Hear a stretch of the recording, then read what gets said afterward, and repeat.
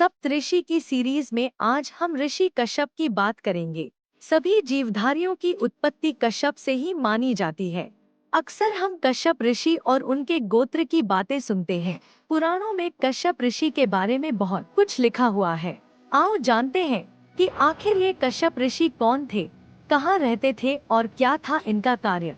प्राचीन वैदिक ऋषियों में प्रमुख ऋषि जिनका उल्लेख एक बार ऋग्वेद में हुआ है, अन्य संहिताओं में भी यह नाम बहुप्रयुक्त है। इन्हें सर्वदा धार्मिक एवं रहस्यात्मक चरित्र वाला बतलाया गया है एवं अति प्राचीन कहा गया है। ऐत्रेय ब्राह्मण के अनुसार उन्होंने विश्वकर्म नामक राजा का अभिषेक कराया था। ऐत्रेय ब्राह्मणों ने कश्यपों का संबंध जन्मेजय से बताया गया है। शतपथ ब्राह्मण में प्रजापति को कश्यप कहा गया है। हाँ, स यत्कुर्मो नाम प्रजाप्त्यः प्रजा असृजत यदसृजत अक्रोत तद यत्करोत तस्मात् कूर्मा कश्यपो वे कूर्मस्तस्मादाहुः सर्वाः प्रजाः कश्यपा।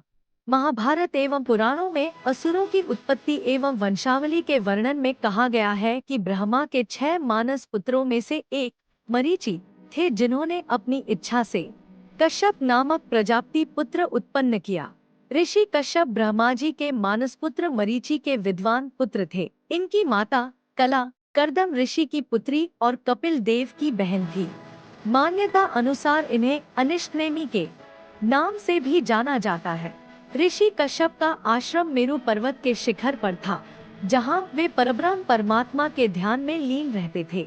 माना जाता है कि कश्यप ऋषि के नाम पर ही कश्मीर का प्राचीन नाम था। समूचे कश्मीर पर ऋषि कश्यप और उनके पुत्रों का ही शासन था। कश्यप ऋषि का इतिहास प्राचीन माना जाता है। कैलाश पर्वत के आसपास भगवान शिव के गणों की सत्ता थी। उक्त इलाके में ही दक्ष राजाओं का साम्राज्य भी था। पुराण अनुसार सृष्टि की रचना और विकास के काल में धरती पर सर्वप्रथम भगवान ब्रह्मा जी प्रकट हुए। ब्रह्मा जी से दक्ष प्रजापति का जन्म हुआ। ब्रह्मा जी के निवेदन पर दक्ष प्रजापति ने अपनी पत्नी असिकनी के गर्भ से 66 कन्याएं पैदा की।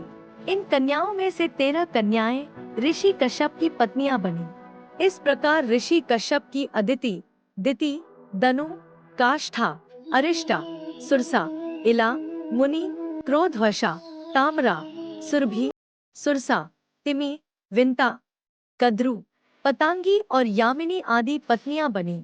मुख्यतः इन्हीं कन्याओं से सृष्टि का विकास हुआ और कश्यप सृष्टिकर्ता कहलाए। ऋषि कश्यप सप्तऋषियों में प्रमुख माने जाते हैं। विष्णु पुराणों अनुसार 7वें मनवंतर में सप्तऋषि इस प्रकार रहे हैं: वशिष्ठ, कश्यप, अत्रि, जमदग्नि, गौतम, विश्वामित्र और भारद्वाज।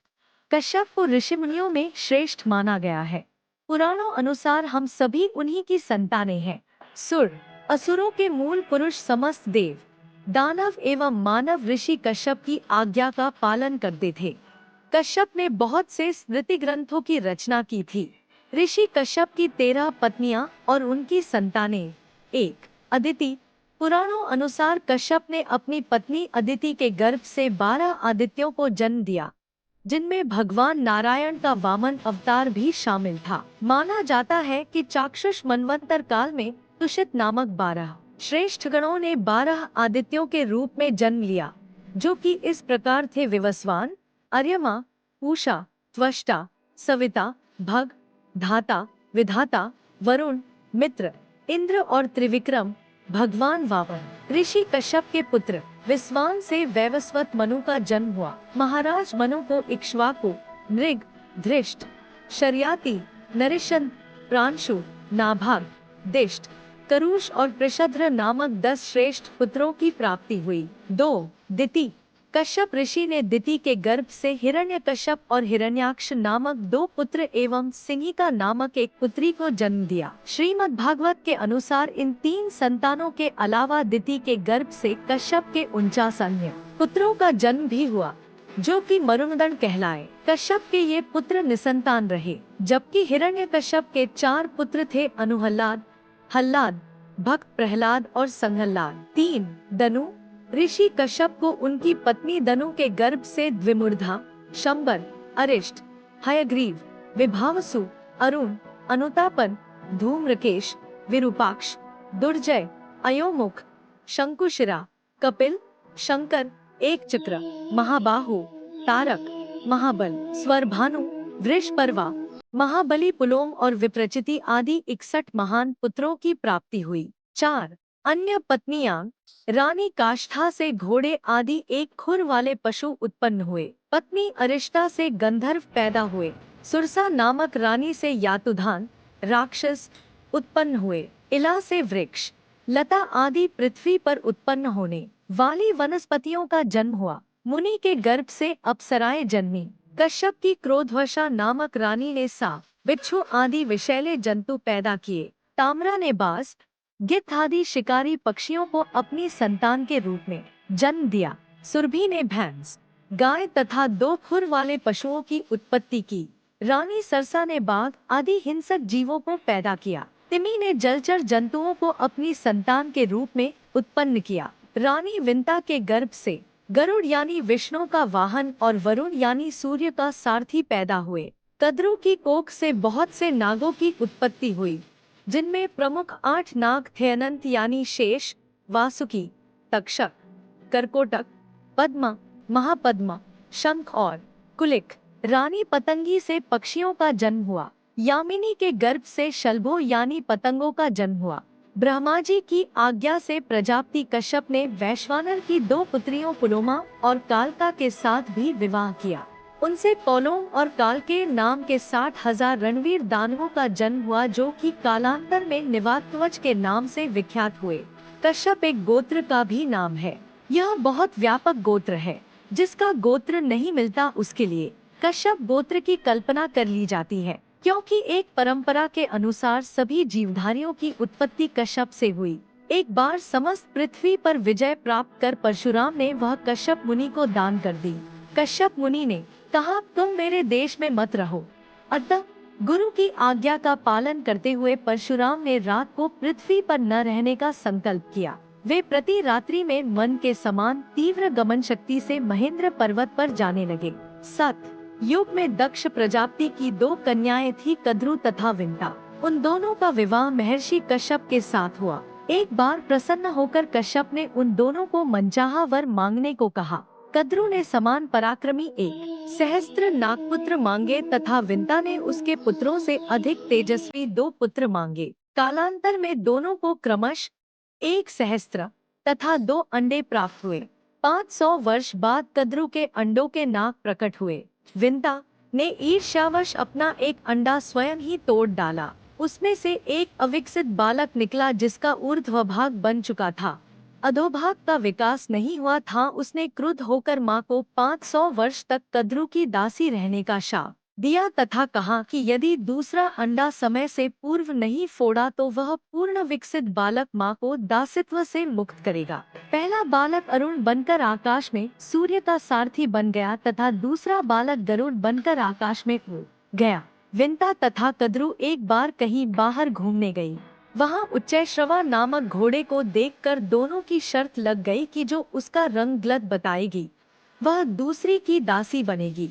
अगले दिन घोड़े का रंग देखने की बात रही। विंता ने उसका रंग सफेद बताया था तथा कद्रु ने उसका रंग सफेद पर पूंछ का रंग काला बताया था। कद्रु के मन में कपट था। उसने घर जाते ही अपने पुत्रों को उसकी पूंछ पर लिपटकर काले बालों का रूप धारण करने का आदेश दिया, जिससे वह विजय हो जाए। जिन सर्पों ने उसका आदेश नहीं माना उन्हें उसने शाप दिया कि वे जन्मेजय के यज्ञ में भस्म हो जाए। इस शाप का अनुमोदन करते हुए ब्रह्मा ने कश्यप को बुलाया और कहा, तुमसे उत्पन्न सर्पों की संख्या बहुत बढ़ गई है। तुम्हारी पत्नी ने उन्हें शाप देकर अच्छा ही किया, अतः तुम उससे रुष्ट मत होना। ऐसा कहकर ब्रह्मा ने कश्यप को सर्पों का विष उतारने की विद्या प्रदान की। विंता तथा कद्रु जब उच्चैश्रवा को देखने अगले दिन गईं, तब उसकी पूंछ काले नागों से ढकी रहने के कारण काली जान पड़ रही थी। विंता अत्यंत दुखी हुई तथा उसने कद्रु की दासी का स्थान ग्रहण किया। गरुड़ ने सर्पों से पूछा कि कौन सा ऐसा कार्य है जिसको करने से उसकी माता को दासित्व से छुटकारा मिल जाएगा। उसके नाग भाइयों ने अमृत लाकर देने के लिए कहा। गरुड़ ने अमृत की खोज में प्रस्थान किया। उसको समस्त देवताओं से युद्ध करना पड़ा। सबसे अधिक शक्तिशाली होने के कारण गरुड़ ने सभी को परास्त कर दिया। तदनंतर वे अमृत के पास पहुंचा। अत्यंत सूक्ष्म रूप धारण करके वह अमृत घट के पास निरंतर चलने वाले चक्र को पार कर गया। वहाँ दो सर्प पहरा दे रहे थे। उन दोनों को मारकर वह अमृत घट उठाकर ले उड़ा। उसने स्वयं अमृत का पान नहीं किया था। यह देखकर विष्णु ने उसके निर्लिप्त भाव पर प्रसन्न होकर उसे वरदान दिया कि कह बिना अमृत पिए भी अजरमर होगा तथा विष्णु ध्वजा पर उसका स्थान रहेगा। गरुड़ ने विष्णु का वाहन बनना भी स्वीकार किया। मार्ग में इंद्र मिले। इंद्र ने उससे अमृत कलश मांगा और कहा कि यदि सर्पों ने इसका पान कर लिया तो अत्यधिक अहित होगा। गरुड़ ने इंद्र को बताया कि वह किसी उद्देश्य से अमृत ले जा रहा है। जब वह अमृत कलश कहीं रख दे, इंद्र उसे ले ले। इंद्र ने प्रसन्न होकर गरुड़ को वरदान दिया कि सर्प उसकी भोजन सामग्री होंगे। तदनंतर गरुड़ अपनी माँ के पास पहुँचा। उसने सर्पों को सूचना दी कि वह अमृत ले आया है। सर्प विंता को दासित्व से मुक्त कर दे तथा स्नान कर ले। उसने कुशासन पर अमृत कलश रख दिया। जब तक सर्प स्नान करके लौटे, इंद्र ने अमृत चुरा लिया था। सर्पों ने कुशा को ही चाटा जिससे उनकी जीभ के दो भाग हो गए। अतः वे द्विजिह्व कहलाने लगे। इंद्र को बालखिल्य महर्षियों से बहुत ईर्ष्या थी। रुष्ट होकर बालखिल्य ने अपनी तपस्या का भाग कश्यप मुनि को दिया तथा इंद्र का मद नष्ट करने के लिए कहा। कश्यप ने सुपर्णा तथा कद्रु से विवाह किया। दोनों के गर्भिणी होने पर वे उन्हें सदाचार से घर में ही रहने के लिए कहकर अन्यत्र चले गए। उनके जाने के बाद दोनों पत्नियां ऋषियों के यज्ञों में जाने लगी। वे दोनों ऋषियों के मना करने पर भी भविष्य को दूषित कर देती थी। अतः उनके शाप से वे नदियां बन गयीं। लौटने पर कश्यप को ज्ञात हुआ। ऋषियों के कहने से उन्होंने शिवाराधना की। शिव के प्रसन्न होने पर उन्हें आशीर्वाद मिला कि दोनों नदियां गंगा से मिलकर पुनः नारी रूप धारण करेंगी। ऐसा ही होने पर प्रजापति कश्यप ने दोनों का सीमांतोन्नयन संस्कार किया। यज्ञ के समय कद्रु ने एक आँख से संकेत द्वारा ऋषियों का उपहास किया। अतः उनके शाप से वह कानी हो गई। कश्यप ने पुनः ऋषियों को किसी प्रकार प्रसन्न किया। उनके कथनानुसार गंगा स्नान से उसने पुनः पूर्वरूप धारण किया।